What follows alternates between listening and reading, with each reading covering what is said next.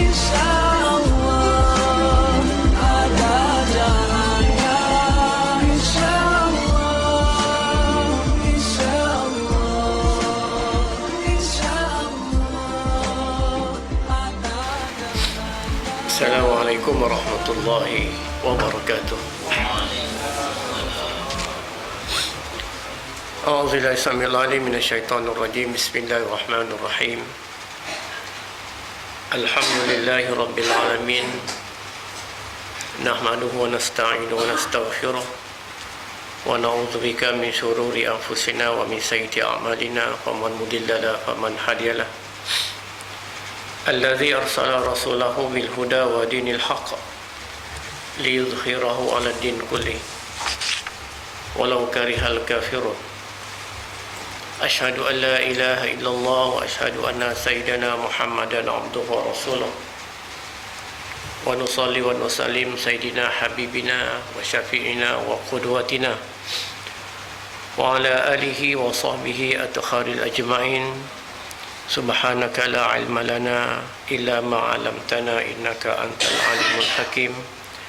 Rabbi shrah li sadri wa yassir amri wahlul 'uqdatam min lisani yafqahu qawli.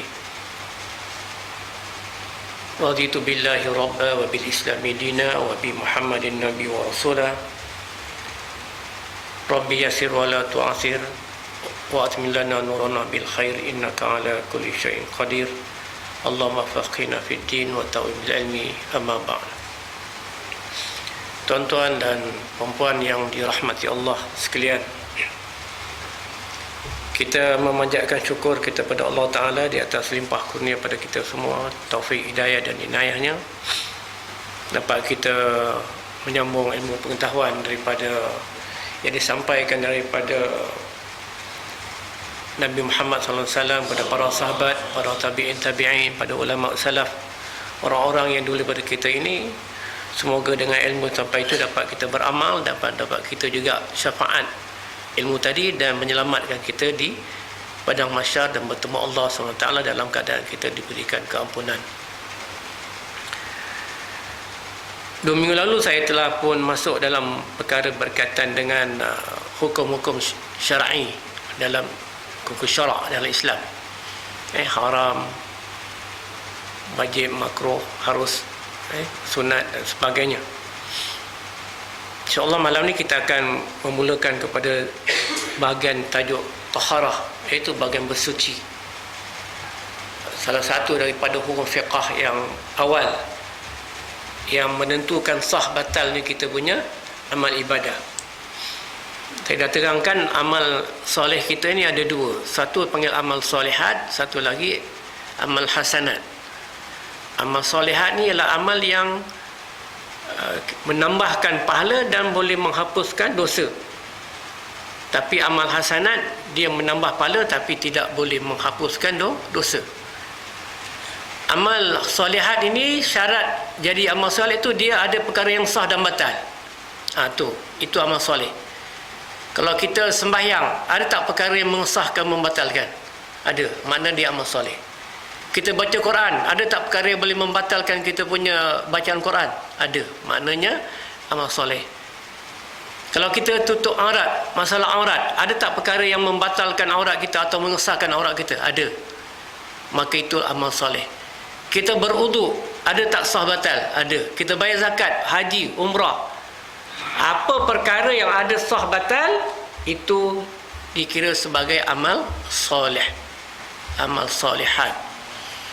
Tapi perkara yang berkaitan tidak ada sah batal yang kita buat untuk kebaikan, hasanat, buat baik, itu bukan amal. Misalnya kita buat gotong royong, tak adalah kita nak ambil sembahyang kan, kita nak tolong rumah orang 50 semua orang kahwin, tak adalah kita ambil sembahyang, tak adalah yang membatalkan.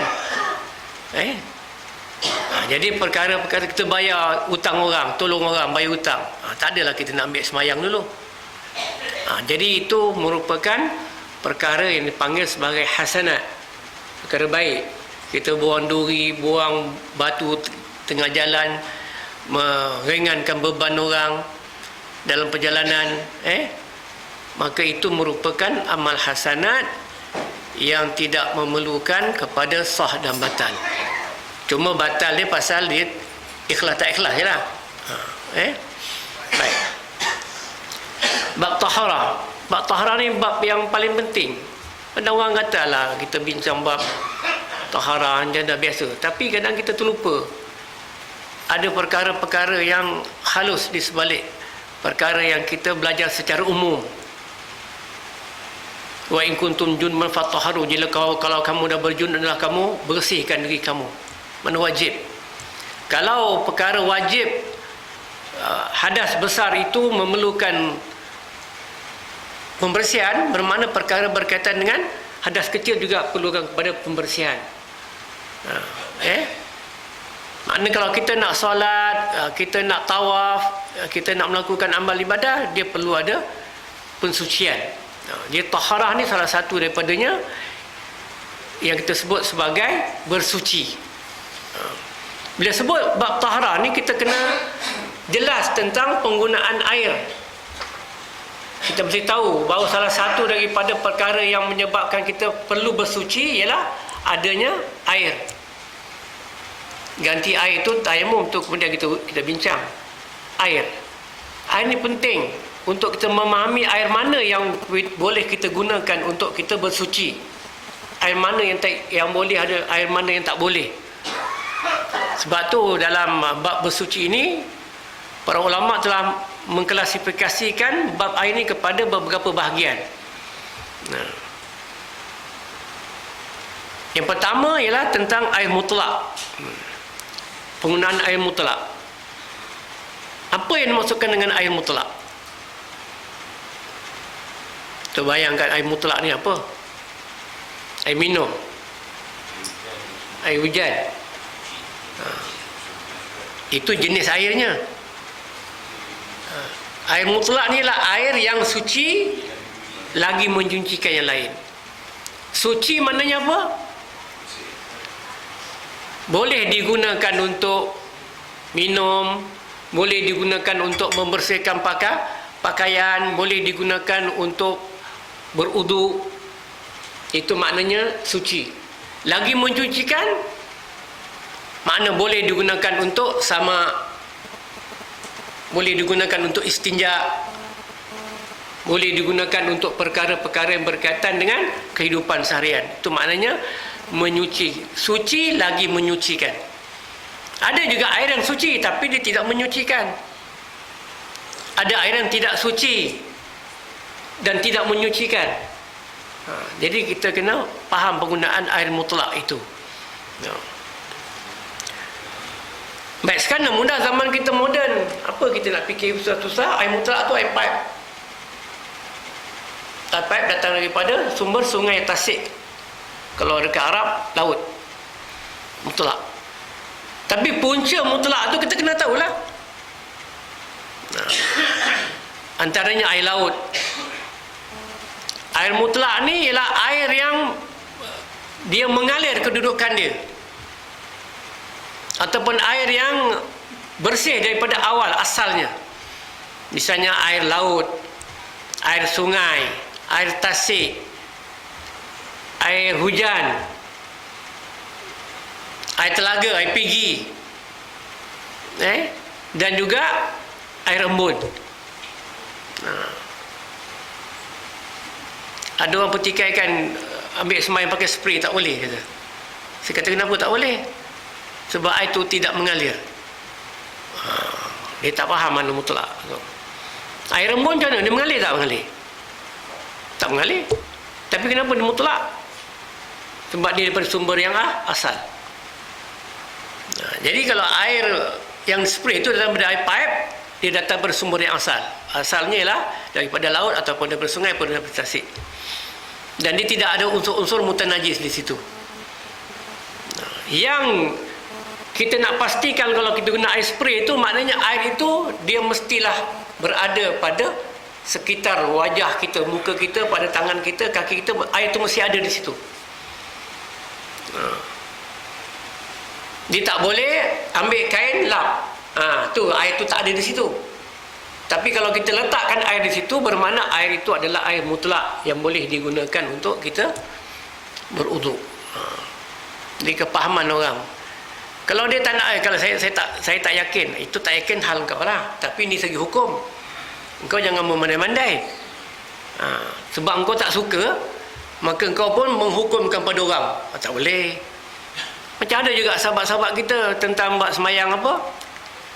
Qasar jamak ni. Apa kita? Sekarang ni kita dah mudah, highway tu apa semua senang. Kenapa nak pakai jamak-jamak? Masuk waktu zuhur, semayang, masuk waktu asar semayang, tak payah jamak-jamak.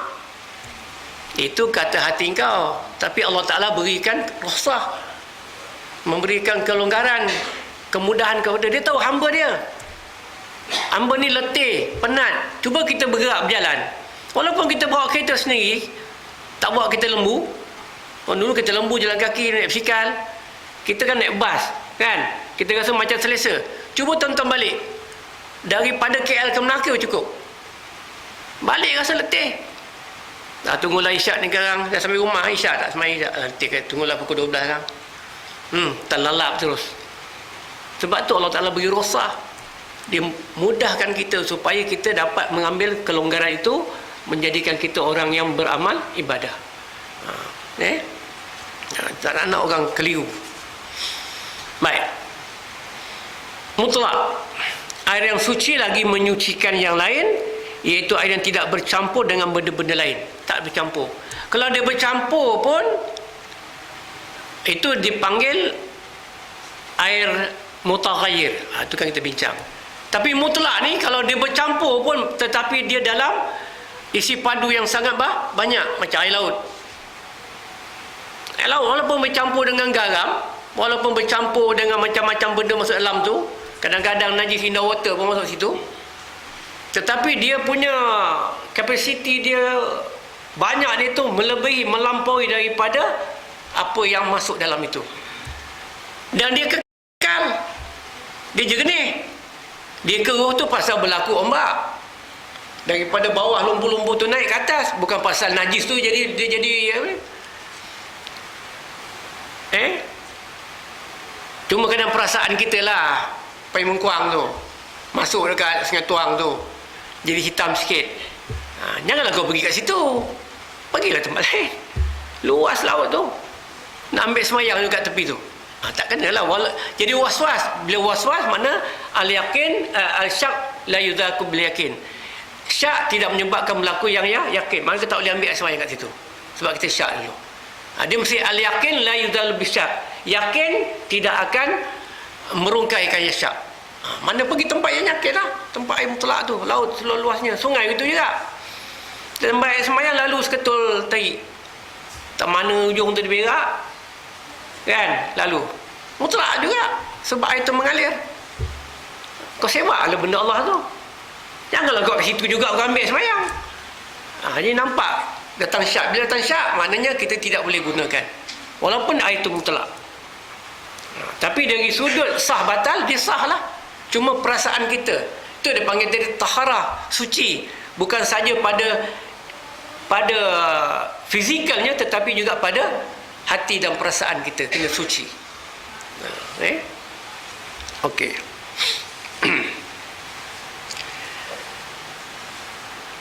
Dan kedudukan air mutlak itu dia melebihi daripada 2 kolah. Orang kita sebut 2 kolah. 2 kolah ni macam mana dia punya sukatan dia?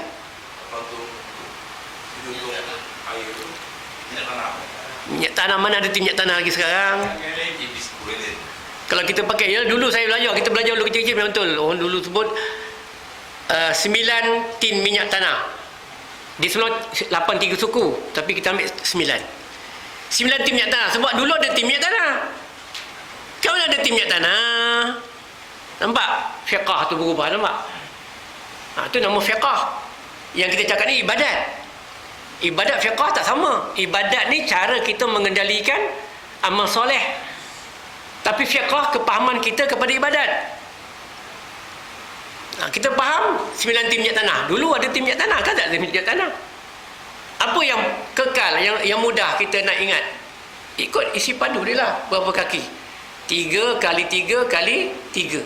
3 lebar, 3 panjang, 3 dalam. Tu kolah. Macam tu, air tu dipanggil mutlak. kalau kita masukkan air. Atau 9 tim minyak tanah. Saya tak jumpa lagi tim minyak tanah. Sekarang ada lagi ke? Tim biskut lah. Tim biskut jumpa. Tim minyak tanah tak jumpa. Ataupun dalam ni disebut sebagai 230 liter. Ni berapa liter ni? 500. Mana yang biasanya yang kita beli tu kat kedai berapa? 1,5 liter, 1,5. Mana kita isi lebih kurang dalam 200 botol tu yang besar tu dalam kolam, dalam satu kolam, maka itu dipanggil air mutlak. Itu syarat yang paling kurang. Yang sebut mutlak tu mesti air tu banyak tu. Jadi kalau air macam ni mutlak tak?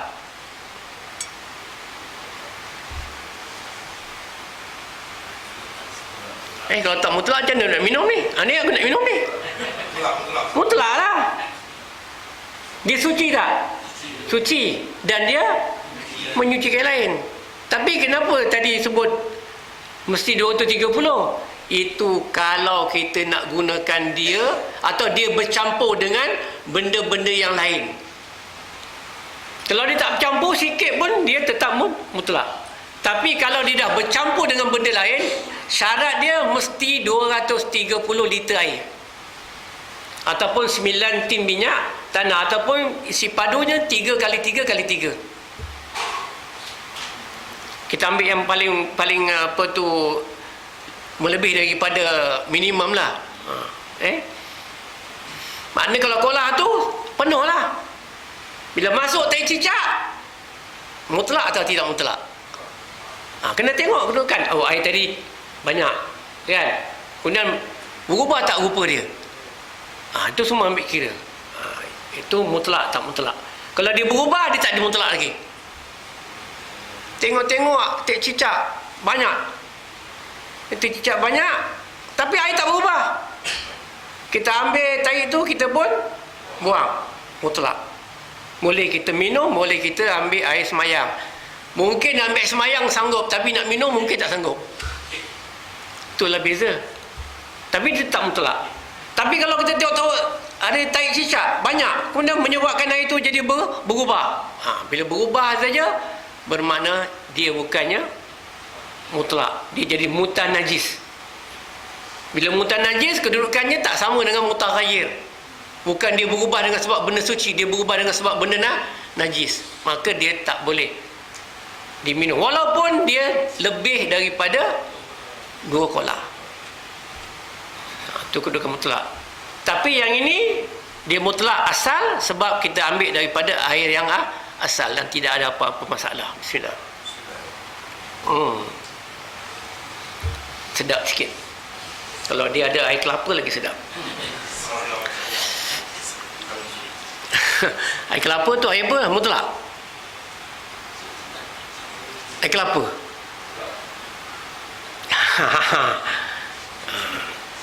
Dia suci. Dia bukan mutlak, dia mutaghayyir. Dia bercampur, dia dah jadi berubah sifat dia. Tak apa, itu kita bincang mutlak. Okey. Dan air mutlak ini dia akan berubah dia punya sifat kalau dia bercampur dengan benda-benda lain. Boleh dikatakan pertama jadi air mustakmal. Air mustakmal. Ini yang selalu orang keliru, air mustakmal ni. Air mustakmal ni ialah air yang telah digunakan selepas air mutlak itu digunakan untuk mengambil uduk atau mengambil hadas besar. Bila kita beruduk, air yang jatuh itu dipanggil mustakmal. Atau kita mandi hadas besar, air yang mengalir itu dia panggil mustakmal. Mandi hadas besar atas kursi. Contoh, dia nak jimatkan air, air tak ada, jadi mandi hadas besar atas kursi, jatuh dalam meldi dalam besin. Boleh tak air itu digunakan?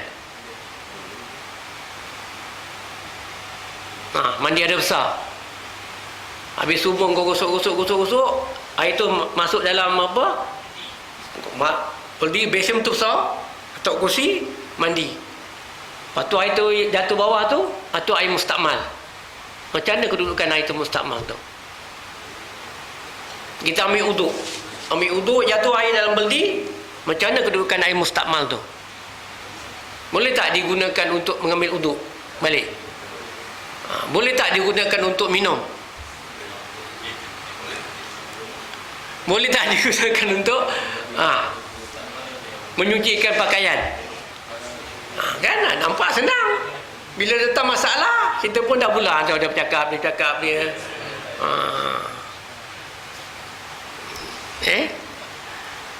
tu tahrah. Okey. Jadi mustakmal. Okey, kita bincang yang kedua. Tadi yang pertama mutlak. Selesai, mutlak. Mustakmal ini ialah air yang telah digunakan untuk mengangkat hadas, sama ada hadas besar ataupun hadas kecil. Hadas kecil ni uduk lah. Hadas besar itu ialah mandi junub. Ni bujang dah mandi junub. Dah. Wah, berat kau ni. Tanda dah balik lah tu. Tanda balik seorang lelaki tu ialah dengan dia dah bermimpi lah. Dia bermimpi. Bermimpi. Kalau dia tak mimpi-mimpi, bila dia dikategorikan sebagai orang yang cukup umur balik? 15 tahun ni tahun mana? Tahun Samsiah ke tahun Kamariah? Tahun Hijrah ke tahun Masihi? Ramai orang silap kan? Tahun Hijrah, tahun Kamariah. Kalau 15 tahun Kamariah bersamaan dengan umur kita 13 tahun. 13 tahun Masihi. Itu kategori cukup umur. Ini tidak, dia nak ambil 15 tahun Masihi. Banyak cantik muka kau.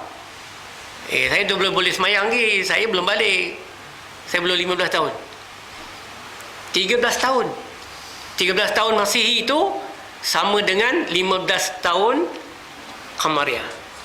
Bukan mak kau nama Kamariah. Kamariah tu mana bulan, menggunakan hari yang menggunakan bulan. Tahun Islam lah. Islam kita gunakan bulan.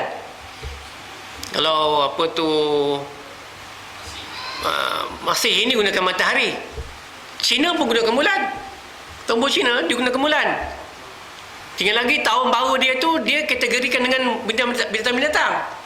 Tapi tetap 12 bulan. 12 bintang. Kan? Macam tahun monyet tadi. Dia biasanya Februari tu ujung Januari dia tahun baru. Dia ikut bulan. Sama, cuba cek. Air pasang penuh ikut bulan. Kita kalau pasang penuh tu berapa bulan? Kalau bulan Islam 15 hari bulan. Kan? 13, 14, 15 dia belum pasang penuh. Dia ikut bulan. Tu tahun baru Cina. Sama penggunaan dia. India tahun baru dia ikut matahari. Sama dengan kalau Jepun lagi matahari lah. Baik. Jadi air mustakmal ini ialah air yang telah kita gunakan untuk beruduk. Maka hukumnya ialah suci tapi tidak menyucikan yang lain. Suci tetapi tidak menyucikan yang lain. Maknanya kita boleh untuk minum, untuk bersih pakaian dia suci, tapi tidak menyuci yang lain. Mana tak boleh buat ambil uduk ataupun gunakan untuk ambil hadas besar. Tiba-tiba dia kumpulkan air tu mustakmal ni, dia kumpul sampai 2 kolah. Dia nak mandi satu setengah beldi tu masuk kolah. Mandi macam mana pula tu? Mustakmal tak lagi?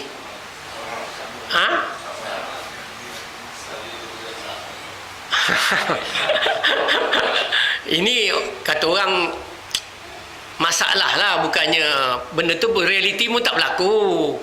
Tapi kadang-kadang benda ni kadang-kadang orang suka bertanya kan. Kadang-kadang ada orang buat begitu.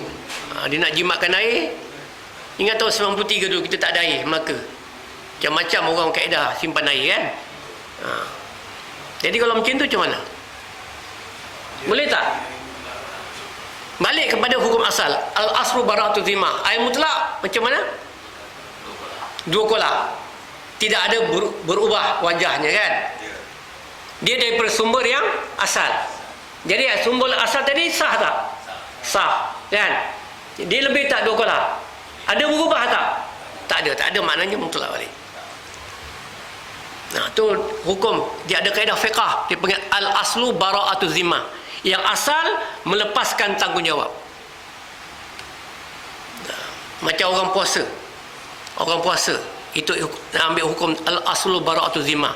Yang asal melepas tanggungjawab. Orang puasa jam, tengok jam dia dah mati. Dah berbuka ke belum ni? Jam mati dah ni. Tengok gelap. Ya dah buka dah ni, kata. Dia pun minum kan. Dia pun doa. Apa doa dia? Allahumma laka sumtu wa bika amantu wa ala rizqika aftahtu bi rahmatik. Confident ni kan. Dia pun minum. Dan minum dah relax 5 minit, 10 minit. Dia di ular sawah. Tiba-tiba terdengar pula azan. Allahu akbar, Allahu akbar. Baru masuk waktu. Macam mana hukum dia? Sah ke tak sah?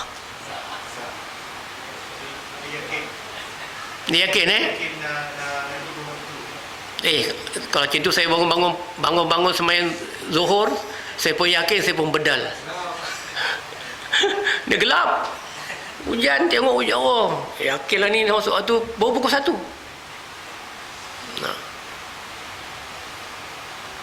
Balik pada kaedah tadi, al-aslu bara'atu zimmah. Yang asal melepas tanggungjawab. Baik, asal macam mana hukum dia? Makan waktu belum waktu berbuka, batal kan? Dia sengaja tak sengaja dia makan? Dia makan tu sengaja tak sengaja? Sengaja. Dia sengaja kan? Tapi belum sampai dia punya waktu, asal belum sampai, maka hukumnya batal. Balik kepada asal. Asal makan waktu siang batal. Baik, sahur pula. Sahur. Dia bangun-bangun tengok, dah habis waktu belum? Dia ini belum syuruk lagi kan? Belum apa, subuh lagi. Imsak pun okey lagi. Dia pun makan. Makan. Tengah makan, dia pun orang berbalik sembahyang subuh. Orang balik subuh, jadi aku makan ni. Macam mana? Sah tak sah? Berhenti makan terus, puasa terus. Sah tak sah? Sah. Berhenti makan terus, waktu puasa. Balik pada jelas asal. Balik pada asal. Asal sahur waktu malam, sebelum subuh kan? Asalnya. Jadi dia makan tu dalam keadaan dia tak tahu. Maknanya hukumnya sah. Sebab balik kepada asal. Asal makan sebelum subuh adalah sah. Itu waktu dia. Tu balik pada asal lah. Yang tadi balik pada asal juga. Asal siang tak boleh makan. Sebab dia makan tu dengan keyakinan dia.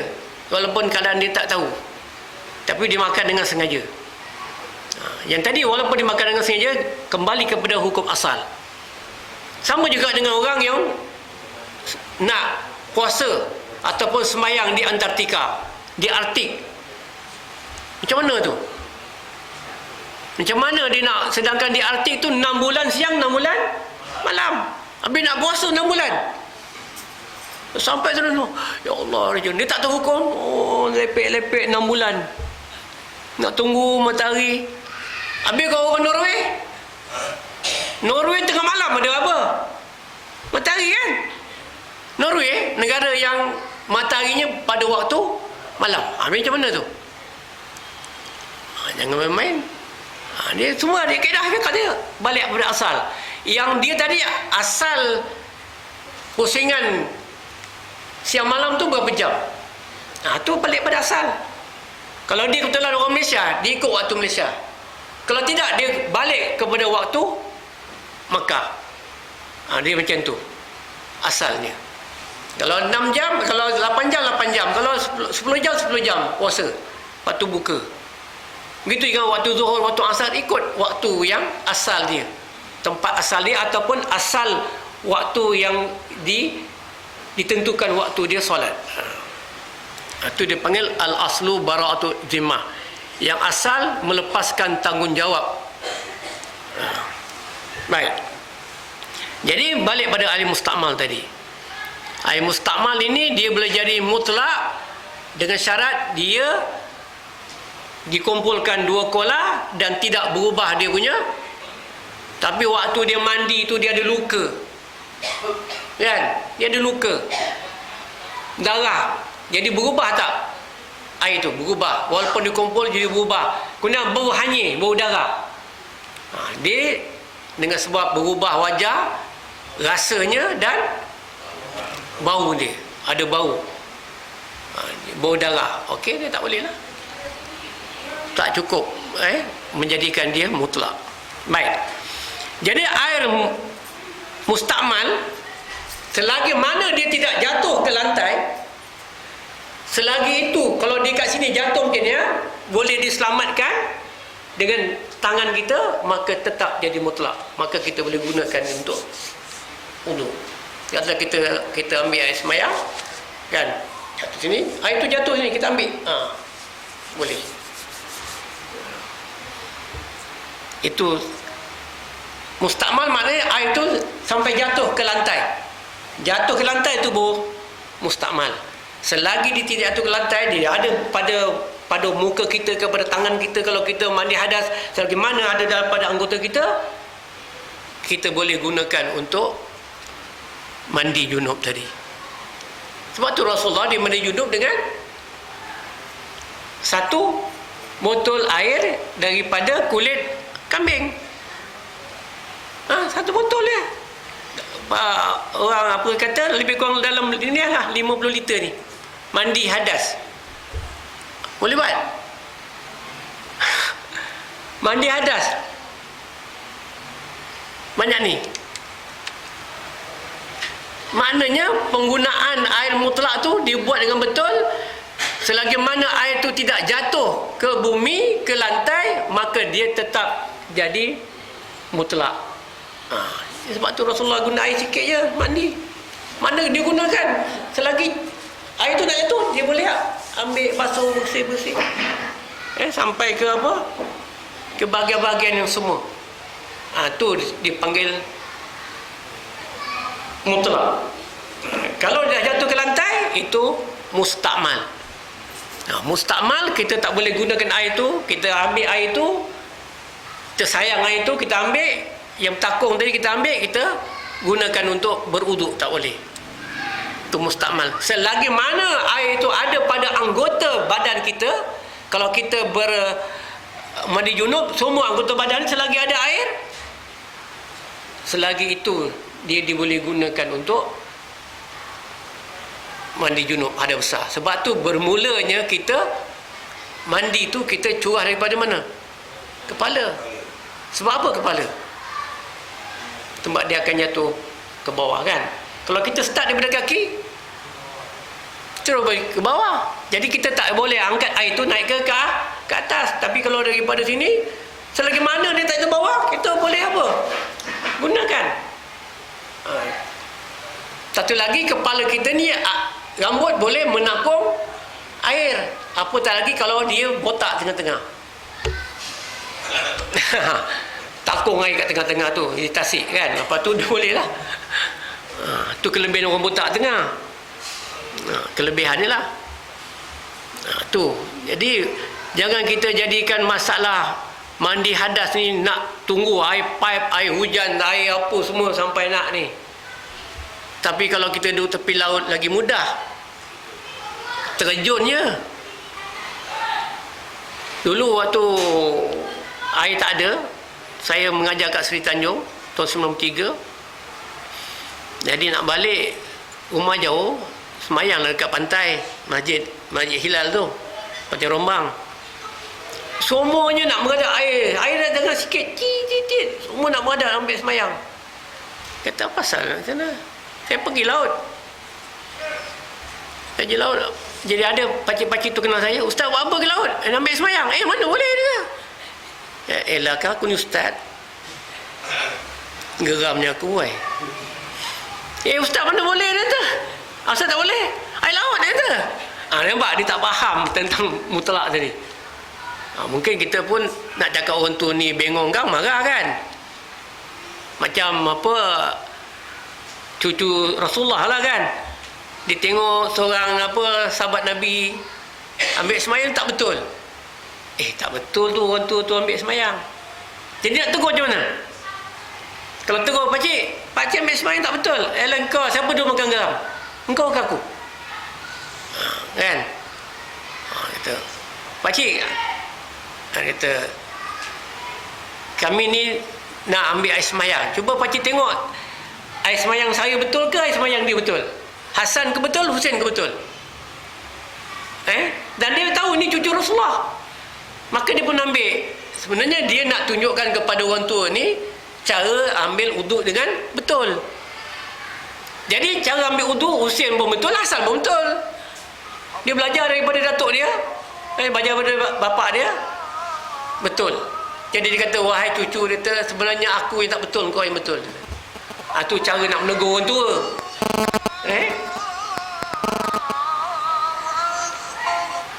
Cara kita nak menegur orang tua macam tu, ada dia punya adab sopan. Sebab orang tua ni ego dia tinggi. Saya masa kat Sarawak dulu, orang tua ni, masa tu saya umur 23 tahun. Saya jadi cikgu awal, umur saya dekat 20 dah jadi cikgu, jadi ustaz. Jadi orang tua ni semayang sebelah saya, Allahu Akbar kasat tarat ta'yin. Mulut dia sebut kasat tarat ta'yin. Memanglah kalau kita belajar buat solat kan, saya terangkan dulu, bila kita niat, dalam niat tu mesti ada kasat tarat ta'yin kan. Kasatnya semayang apa, taratnya berapa rakaat, ta'yinnya qada ke tunai, ta'yinnya. Jadi dia sebut Allahu Akbar kasat tarat ta'yin. Besok saya pergi duduk, saya saja duduk sebelah dia, Allahu Akbar kasat tarat ta'yin. Saya kata ni dah batal semayang sebab dia dah bercakap. Dah bercakap dalam solat. Nak tegur macam mana nak tegur? Kalau tegur untuk ni kan. Jadi saya mengambil masa yang lama. Saya rapat dengan dia. Pergi Pekan Lundu tu, ajak minum pagi-pagi, makan mi Jawa. Saya pergi Kuching, saya balik, saya bawa buah apple, saya bawa buah anggur, pergi dekat dia. Jadi rapat. Hampir 3-4 bulan macam tu lah. Saya rapat sangat dengan dia, sehingga bola saya tegur dia. Dia kata, kenapa Ustaz cakap awal-awal? Maknanya dia boleh terima. Agak-agak kalau mula-mula terus saya tegur, macam tidak melayar tu, gagu gilanya.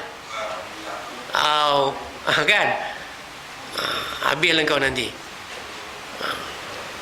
Boleh faham ni cara kita menegur. Kadang-kadang bapak kita kan, bapak saya kadang buat pun benda tu silap, kita tengok, dia kata, Abah hantar Alif pergi sekolah Sultan Muhammad, sekolah Islam tu pasal apa? Pasal anak suruh kau jadi. Abah tahu tak, Abah buat Abah azan tak berapa betul sebutan dia.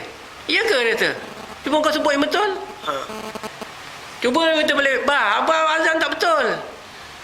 Apa dia kata? Kau mana mandai kau baru belajar agama 2-3 tahun kau belagak. Kan? Jadi kita kena cakap ada dia punya beralas dia. Baik. Itu air mustakmal. Dia rugi, air dia datang lambat, dia rugi. Dia tak tahu tadi tentang mustakmal. Kalau tanya dia balik memang dia tak pernah jawab.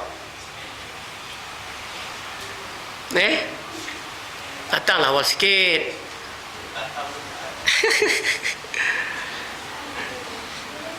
Dan air itu boleh dibuat minum, boleh dibuat makan, untuk membasuh pakaian dan memasak, boleh. Air mustakmal.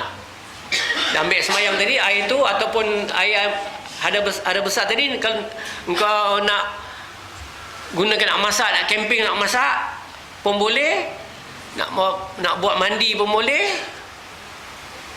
Nak gunakan membasuh pun boleh. Itu dipanggil suci tetapi tidak menyucikan yang lain. Dia suci tetapi dia tidak boleh digunakan untuk mengambil uduk dan juga mengambil mandi hadas besar, mandi junub, kecuali kalau dia melebihi 2 qalah. Tapi tak pernah orang buat lah, kan orang boleh kumpul air mustakmal. Tak pernah buat.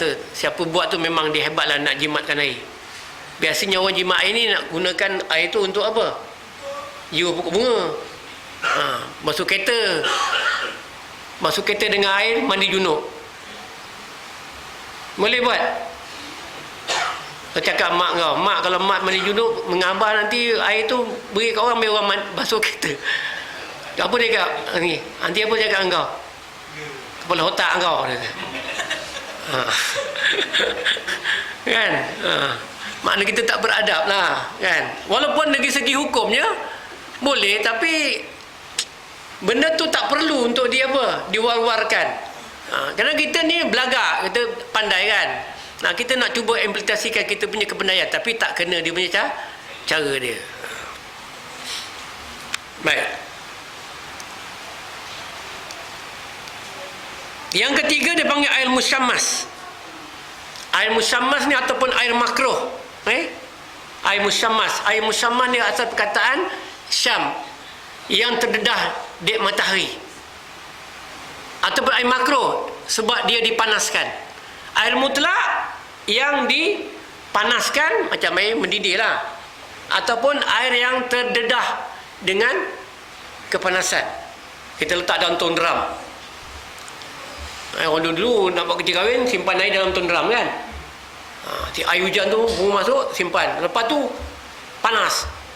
Air tu boleh tak digunakan untuk apa? Mengambil air semayang dan juga untuk mandi hadas. Air musyammas tadi boleh, dia suci dan menyucikan yang lain. Tetapi kenapa dia makruh? Sebab takut mudarat. Jadi pak pandai lah, waktu dia mandikan anak dia dengan air panas, menggelitik anak dia. Dia ingat anak dia ketawa, rupa anak dia menjerit-jerit. Air musyammas lah. Ataupun air yang dah masuk dalam ton drum tu dah berkarat, kita gunakan untuk uduk, kita khawatir wajah kita yang handsome ni akan rosak. Tu dia panggil makruh. Sebab tu dia panggil makruh. Sebab apa? Dia khawatiri akan memberi mudarat kepada orang yang menggunakan air musyammas tersebut. Air yang terdedah dengan kepanasan ataupun air yang dipanaskan, maka air itu tetap dia dipanggil suci dan menyucikan yang lain. Suci dan menyucikan. Air mutlak suci lagi menyucikan. Tu beza. Air mutlak suci lagi menyucikan, memang digalakkan guna. Tapi yang ni suci dan menyucikan, maknanya longgar sikit. Sebab dia makruh. Kalau kita gunakan air yang panas untuk ambil semayang, dia jadi mudarat. Kalau kita ambil air yang terdedah dengan apa? Dengan kepanasan, dia boleh mudarat kepada fizikal kita. Sebab itu tak digalakkan kita menggunakan air musyammas ini. Air musyammas. Saya berikan malam ni tajuk ni. Dan yang terakhir dipanggil, yang keempat dipanggil air mutaghayyir. Air mutaghayyir, dalam ni tak ada pula air mutaghayyir. Air mutaghayyir. Air mutaghayyir ialah air yang berubah wajahnya, rupa dia. Air mutlak yang merubah wajahnya dengan dua keadaan. Satu, mutaghayyir asal, dia berubah daripada awal, macam air kelapa tadi.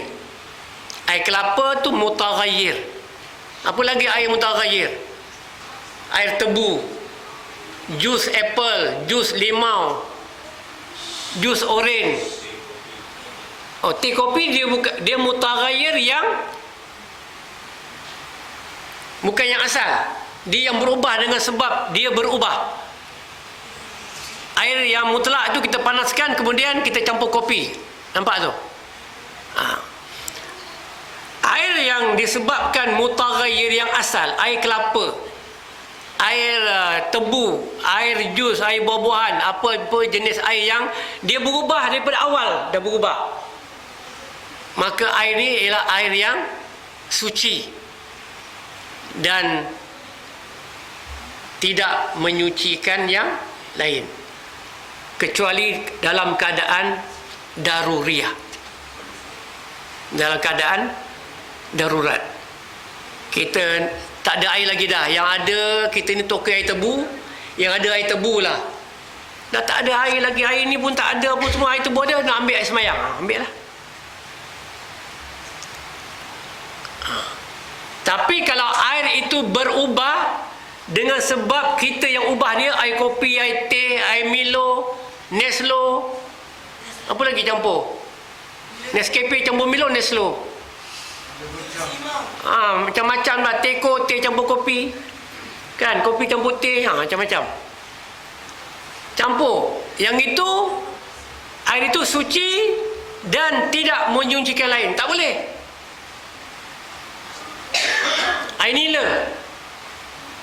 Air nila tak boleh gunakan untuk ambil semayang, tak boleh gunakan untuk mandi hadas. Tapi kalau air kelapa kita kumpulkan nak mandi air hadas, dah tak ada air lain, itu dibolehkan sebab dia berubah daripada asal. Ataupun kolam yang berubah dengan sebab kita masukkan benda. Jadi kolam itu kalau dia lebih daripada dua kolah, maka dibolehkan. Tapi kalau dia berubah dengan sebab daun-daun kolam tadi kan, daun jatuh, daun kelapa, daun nipah, maka berubah dia punya apa? Warna dia. Maka dia tetap boleh digunakan untuk mandi ataupun mengambil wudu. Itu beza. Air mutaghayyir. Yang asal dengan yang kita ubah. Kalau air kelapa ada sebiji, itulah air yang ada. Dia tak perlu 2 kolah. Kalau mustakmal dia kena 2 kolah. Dia tak perlu 2 kolah. Dia boleh digunakan dalam keadaan daruriyah. Kita boleh gunakan dia untuk ambil air semayang untuk wudu. Tapi kalau yang berubah dengan sebab nila kopi ataupun benda-benda lain, dia mesti 2 kolah baru boleh guna. Tapi ada setengah mazhab kata tak boleh juga sebab dia benda yang mesti dihormati, benda makanan. Kan, macam kita istinja. Boleh tak kita istinja gunakan air kopi? Relax je pakai air kopi 3 in 1. Tak ada air lagi. Boleh tak boleh? Tu kita bincang next another weeks. Pada balik dipikir. Boleh tak boleh istinja, tanya rumah, boleh tak istinja pakai air kopi? Balik tanya ustaz kau. Boleh tak istinja gunakan air teh, air Milo?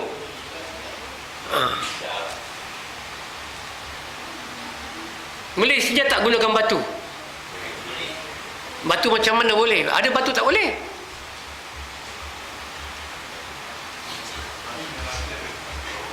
Batu yang mesti ada permukaan. Batu merah yang ada lubang-lubang tu tak boleh. Dia mesti batu yang ada permukaan. Dia banyak syarat-syarat dia, ada syarat-syarat. Bukannya mana Islam ni penuh dengan disiplin ilmu. Bukan boleh suka-suka. Kita ni bukan macam masuk panggung wayang yang suka je, tak ada. Islam ni agama yang penuh dengan disiplin.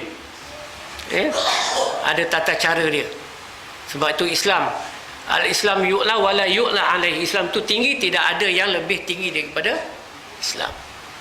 Sebab tu Islam menggalakkan kita supaya kita ni menjadi orang-orang yang mengambil kesempatan dalam amal ibadah.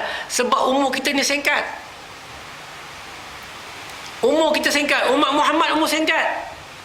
Tak macam umat terdahulu, umur beribu-ribu, beratus-ratus tahun. Nabi Musa dekat 1000 tahun. Nabi Isa je pendek, pasal orang Yahudi nak bunuh dia. Hampir ada kata 33, ada kata 36. Nabi Muhammad 63. Lain semua beribu.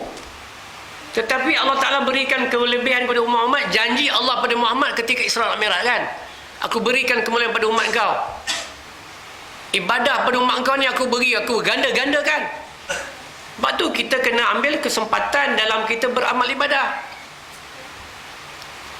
Singkat, tapi Allah Ta'ala beri peluang kepada kita untuk mendapatkan ganjaran yang banyak. Apa dia? Nah, Lailatul Qadar. Lailatul Qadar, dapat Lailatul Qadar dapat 83 tahun beramal. Alfasanatin, 1000 bulan.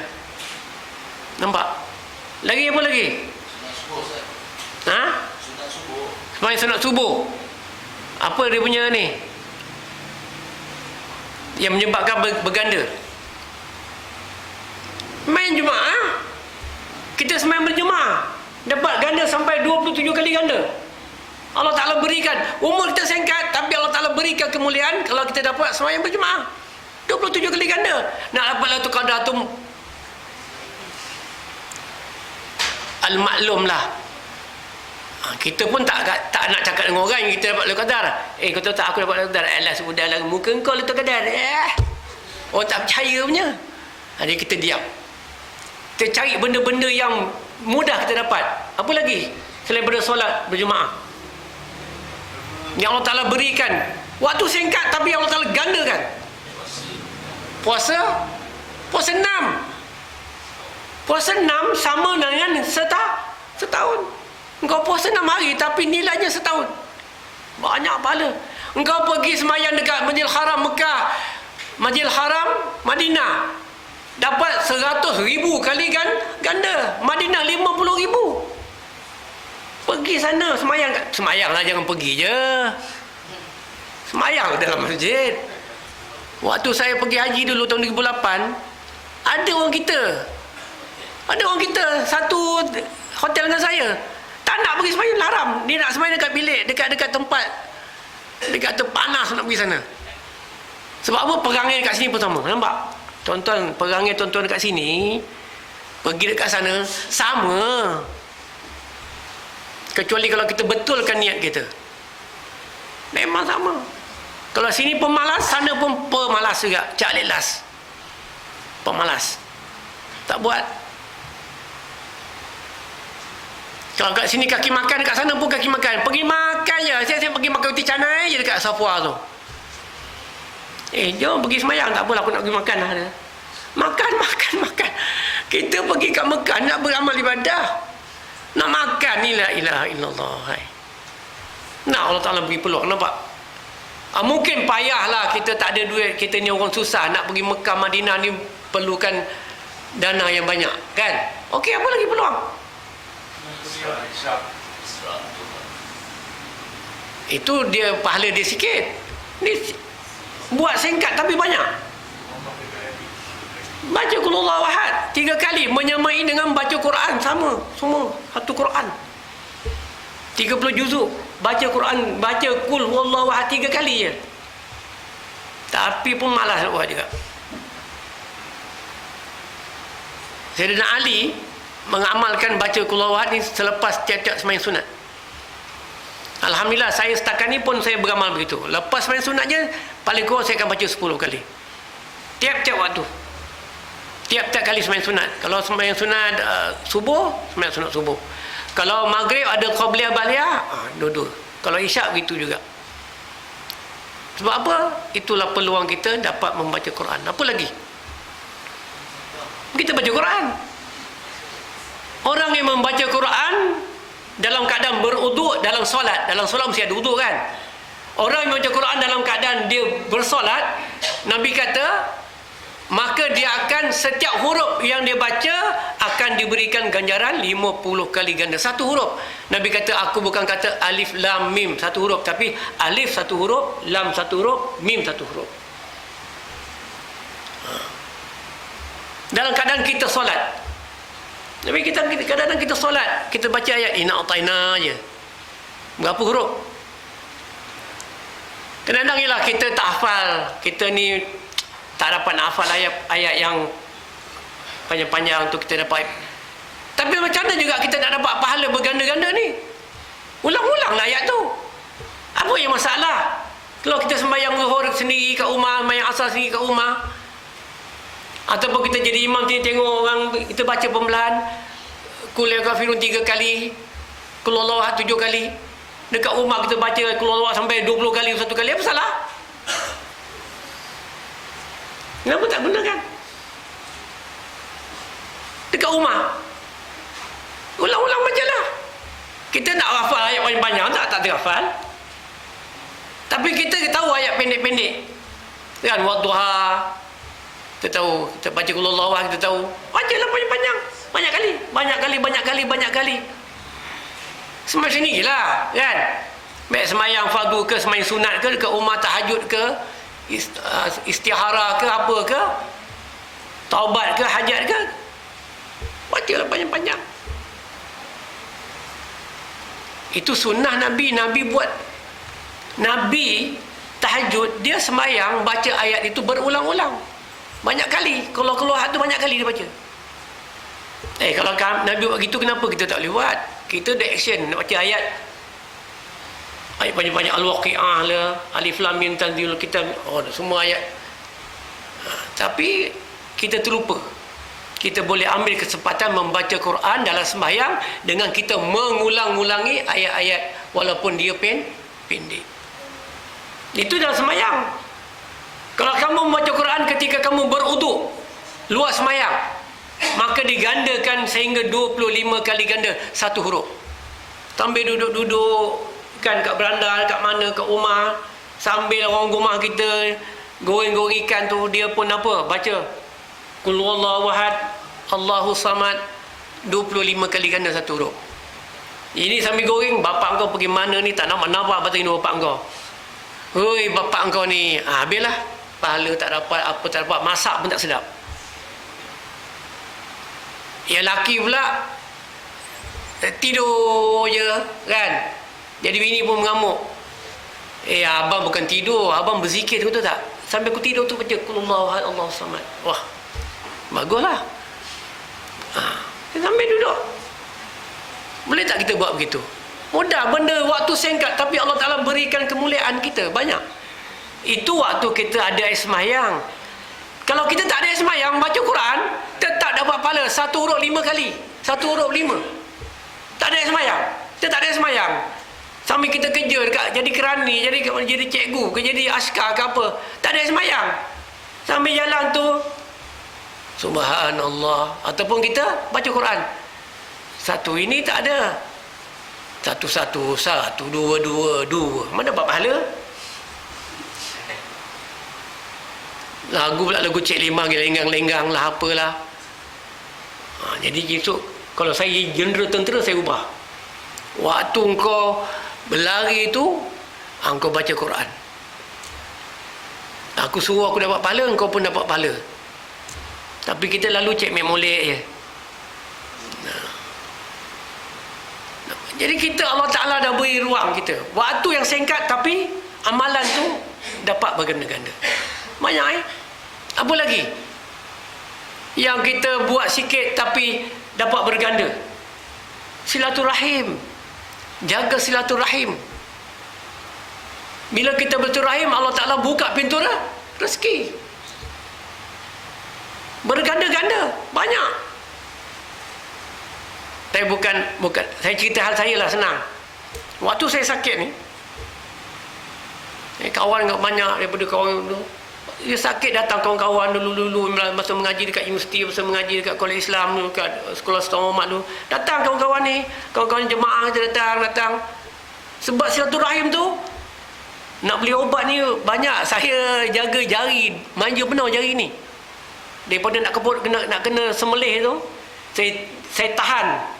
Saya jaga dengan ubat-ubat. Saya kira-kira dah habis dekat 7,000 untuk jaga 2 jari ni dalam tempoh 3 bulan. Banyak kalau duit tu. Tapi mana datang duit tu? Duit tuan-tuan lah yang datang ziarah saya. Ada yang beri 20, 10, 50. Ada kawan daripada sana beri. Dapatlah menampung sedikit bebanan. Sebab apa? Sebab jaga silaturahim. Tapi kalau kita bergaduh dengan orang, Tengok pandang orang nak bergaduh sini, bergaduh. Kita sakit macam. Tapi mampu lah sama kau dia. Apa gua sama lu dengan gua tak ada apa-apa lah, lu punya pasal lah. Tapi mampu sama lu dia. Kan? Tapi sebab kita jaga hubungan. Sebab tu pintu rezeki tu buka. Jadi benda tu berlaku. Bila berlaku pada saya begitu, saya terasa nikmat Allah Ta'ala tu. Dengan sebab silaturahim. Tu atas dunia Tuhan dah tunjukkan. Belum lagi akhirat. Akhirat besok kalau kita bersilaturahim, tuan-tuan ni jadi syafaat pada saya bagi syafaat pada tuan-tuan. Alim, kau masuk neraka. Sampai pintu neraka, datang Tuhan kata, ya Allah, ini guru saya bagi syafaat kepada dia. Sebab dia ada mengajar saya ilmu-ilmu ni. Tapi saya masuk neraka sebab ada dosa-dosa lain-lain kan. Tapi dengan sebab hubungan kita, maka diselamatkan kita daripada api neraka. Nampak tu? Tapi kalau kita tak bercampur orang, tak ada hubungan silaturahim, siapa lagi? Hubungan dengan mak bapak kita tak jaga, hubungan adik-beradik tak jaga, hubungan dengan kawan tak jaga, hubungan dengan ilmu, hubungan dengan Quran, semua syafaat. Hubungan dengan guru kita, dengan murid kita. Sebab tu tuan-tuan, bila ada masa untuk kita berdoa untuk mak bapak kita, untuk doa untuk semua, beri. Ya Allah Tuhanku, kalau aku baca tahlil ni, aku baca Quran ini, aku buat ini, maka aku sedekahkan kepada mak bapak aku, sedekahkan kepada datuk nenek moyang aku, sedekahkan kepada mentua aku, sedekahkan kepada adik-beradik aku, sedekahkan kepada saudara mara aku, sedekahkan kepada guru-guru aku, pada murid-murid. Kalau saya tambah murid-murid aku, kepada orang-orang yang menjalankan titah perintahmu, orang yang mujahid, orang yang syahid di jalanmu, dan seluruh kaum muslim muslimat, seluruh kaum muslim muslimat. Sebab apa? Dengan sebab sedekah kita menyelamatkan mereka dan mereka mendoakan kepada Allah supaya selamatkan kita. Jangan kita kedekut. Sebab umur kita singkat. Jaga silaturahmi. Jadi itu di antara benda-benda yang kita boleh buat untuk tambah amalan, daripada kita, termasuk kita membetulkan kita punya bab taharah tadi. Dan yang terakhir ialah mutanajis, air mutlak yang bercampur dengan najis, maka dia panggil mutanajis. Maka dia tidak suci dan tidak menyucikan yang lain. Tak boleh gunakan untuk makan minum, dan tak boleh gunakan untuk mengambil wuduk dan mengambil hadas besar. Sebab apa dia mutanajis? Sebab dia bercampur dengan najis yang menyebabkan berubah rupa, bau dan rasa. Bau dengan rupa boleh kita, tapi rasa tak terasa kan. Macam mana nak rasa? Tak payahlah kan. Bila kita dah nampak ada najis itu, air tu tak cukup, walaupun 2 kolah dah tengok ada najis itu, kita jangan gunakan. Sebab dia datang syak.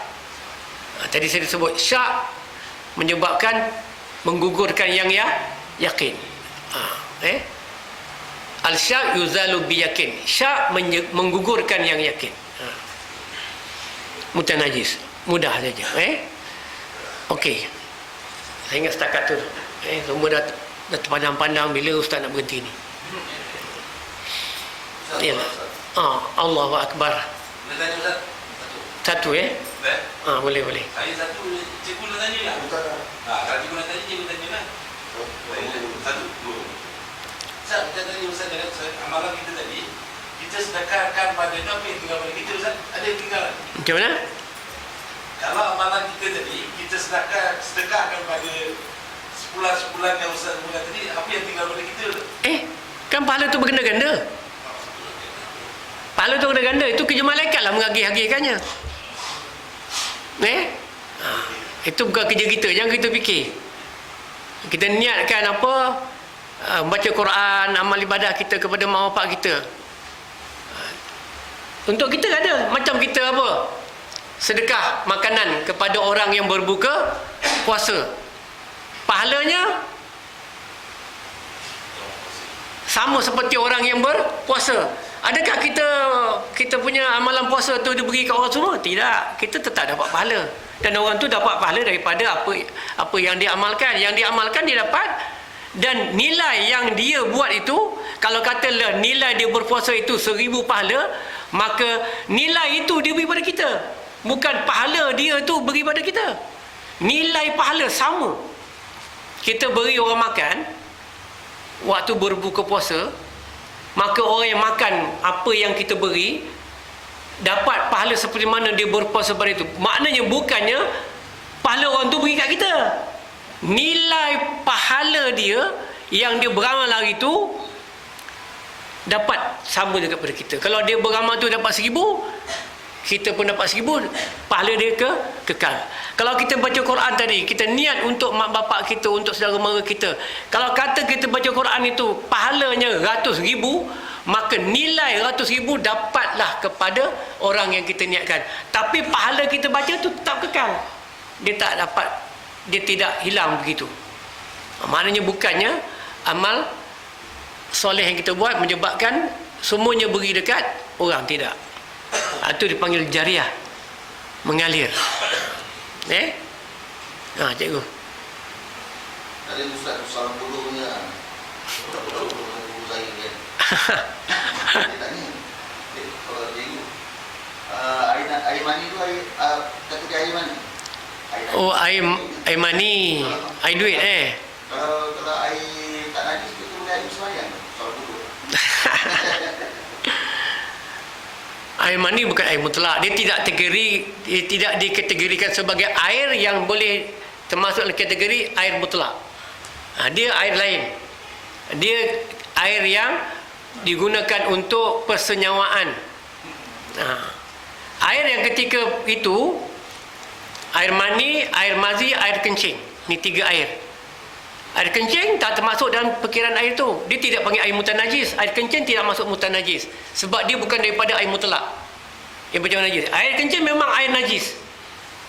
Jadi dia memang daripada awal tak boleh. Tapi air mutanajis, kalau dia lebih dokolah dan tidak mengubah rupa, tidak mengubah warna dan apa rasa tadi, dia boleh digunakan.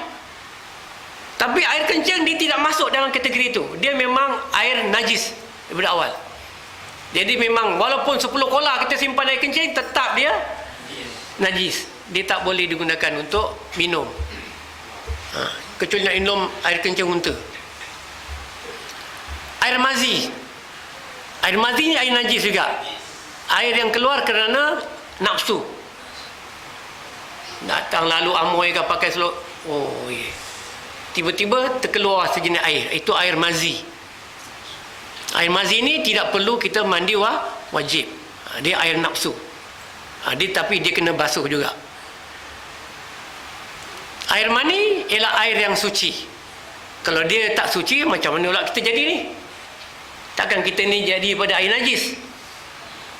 Tapi kita tidak boleh gunakan dia untuk beruduk kerana kedudukannya yang sedikit. Kan? Mana ada orang air mani melimpah-limpah. Nak cukup cawan pun tak tahu lagi kan. Kedudukan dia tu pun ialah kedudukan untuk persenyawaan, untuk melahirkan zuriat. Dia bukan digunakan untuk kita beruduk ataupun membuat benda-benda untuk minum dan sebagainya. Gila lah kau buat minum air. Begitu juga dengan air susu ni, air tetek ni. Saya tunjuk saya punya, bukannya ada, tunjuk je. Kan Hairi tak faham, dia ingat. Air susu. Air susu tu ialah air untuk susuan, untuk minuman. Dia tidak boleh digunakan untuk uduk sebab dia bukan kategori air mutlak. Sebab dia memang dah asal begitu rupa dia. Kalau air susu yang kita campur dengan susu, air mutlak campur dengan susu tadi, tu baru jadi air mutaghayyir. Nampak? Baru ada hukum datang hukum.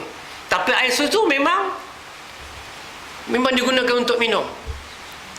Untuk baby lah. Untuk bapak boleh tak? Boleh tak kita minum air susu rumah kita? Dia dah ada bang Budak ni dah minum pun saya punya ni banyak sangat sakit lah dia kata. Tak apalah awak perah sikit-sikit masuk dalam botol, nanti simpan dalam peti sejuk, nanti saya balik saya minum lah. Boleh tak? Boleh, apa salah? Yang dikatakan air susuan tu macam mana? Anak susuan. Macam mana katakan anak susuan? Dia minum dari badan, dia kan minum daripada botol.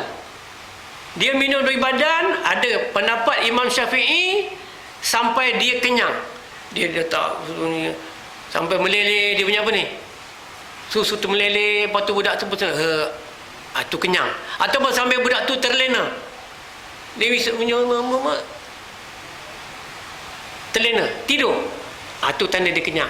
Makna budak tu dah jadi anak susuan. Kalau Imam Hanafi Maliki kata sekurang-kurangnya dia menyusu 5 kali. Sekali, tengah hari kan sekali lagi, malam kan sekali, atau besok dia 5 kali, anak tu jadi anak susuan walaupun dia tidak lena. Syafi'i kata menyusu sehingga dia kenyang atau sampai dia terlena. Itu jadi susuan walaupun sekali. Itu beza. Tapi itu pendapat berbeza, tak ada masalah sebab hukumnya tetap sama, iaitu anak susuan. Maka dia tidak terkategori dalam air mutlak, tak masuk dalam air mutaghayyir, tak masuk dalam air mutanajjis, tak masuk dalam air musyammah dan sebagainya. Boleh faham okeylah, tu kan soalan bodoh, tu soalan cepu mas. Kalau kita ambil air pipe tu, dia bercampur dengan klorin. Air klorin tu suci. Suci. Jadi dia tak ada masalah. Air klorin yang masuk dalam pipe tu, itu air klorin tu suci. Kecuali kalau dia masuk arak. Masuk arak betul-betul dalam tu, kita pun hantar kat rumah-rumah kita. Tapi kalau arak tu sedikit sedangkan air mutlak tu banyak, maka dia akan menghapuskan sifat najis itu. Pun tak ada masalah. Mudah. Tapi kalau arak tu melebihi daripada dalam sungai tu lah, sampai menyebabkan sungai tu berubah rupa, itu memang najis lah. Tapi kalau dia air mutlak secawan, walaupun masuk setitik arak, dia tetap mutanajis. Tidak boleh digunakan untuk minum dan juga untuk mengambil air semayang walaupun setitik. Sebab yang haram itu tetap haram. Al-haramu bayyin, al-halal tu bayyin. Yang haram tu jelas, yang halal tu jelas, mana dia tidak boleh bercampur. Walaupun dia tidak mengubah dia punya apa? Rupa. Kita nampak. Kita nampak auto masuk arak setitik, tapi tak ubah rupa. Tapi dia tetap air mutanajis. Okey. Bab macam ni memang seronok. Ada banyak soalan-soalan.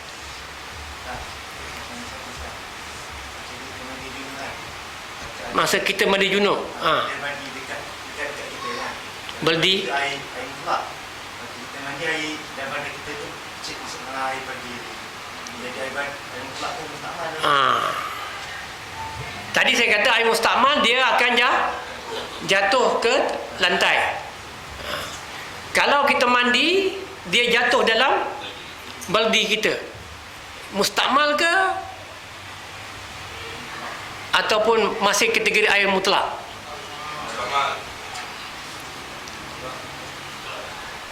Mustakmal. Pasal apa mustakmal?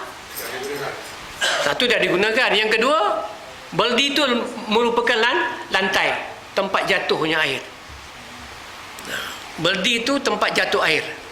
Jadi sebab tu kita kena, yang dikatakan masih lagi mutlak walaupun dah jatuh, dia masih lagi di atas ni, belum lagi jatuh dekat mana-mana bawah.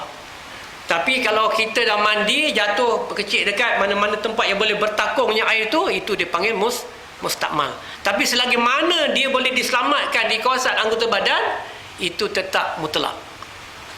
Masih lagi dia dah sampai kat janggut tu dah air tu nak jatuh bawah, kita ambil air tu, itu masih lagi mutlak. Yang tak boleh bila dia dah pergi ke tempat sama ada lantai ke atau tempat-tempat yang boleh menakungkan air itu. Macam saya cakap tadi, dia mandi atas apa? Kursi, bawah tu besin, jatuh dalam besin. Tu mustakmal lah. Kamu juga tadi air tu perkecil, air tu tidak diselamatkan. Tak ada dia nak ambil air tu jatuh, nak ambil, dia biarkan jatuh dalam beldi. Tu pun kena jaga-jaga juga. Jadi orang yang mandi gunakan beldi gayung tu, mana pastikan yang dia mandi tu betul-betul air tu tidak terpercik ke dalam beldi. Kalau boleh jauhkanlah. Ataupun dia mandi dengan sopan lah. Kan kepala sikit, you gosok-gosok, tak ada je puf. Sopan lah, mandi wajib ni sopan lah. Tak payah gopoh-gopoh, kan? Kalau Nabi boleh mandi dengan air sebotol macam ni, takkan kita air pipe tu banyak, sopan sikit. Okey, tinggal setakat tu lah. InsyaAllah kita akan sambung pada 2 minggu akan datang. Mana-mana yang benar tu pada Allah Ta'ala, mana salah silap tu daripada diri saya sendiri. Aku laqali hadza wa astaghfirullah li wa lakum wa risairil muslimina wal muslimat innahu rahim. Subhanakallahumma bihamdika asyhadu an la ilaha illa anta wa astaghfiruka wa atubu ilaik. Bismillahirrahmanirrahim. Alhamdulillah wassalatu wassalamu rasulillah. Allahumma akhrijna min dhulumatil wahmi wa akrimna bi nuril fahmi waftah alaina bi ma'rifatil ilmi wa zayyina bil akhlaqil hilmi. Rabbana atina fid dunya hasanah wa fil akhirati hasanah wa qina adzaban nar. Wa sallallahu ala sayyidina Muhammadin wa ala alihi washabbihi ajma'in. Walhamdulillahi rabbil alamin. Taqabbalallahu minkum. Barakallah, barakallah, barakallah, barakallah, barakallahu lakum wa lana, barakallahu lakum wa lana. Allah barik lahuma, Allah أدم حبهما الله صل وسلم على رسول الله الله تب علينا الله ارضى عنا الله اهد خطانا على سنة نبينا. Let's raise our hands and make dua like the Prophet taught us, and with one voice let's all say Barakallahu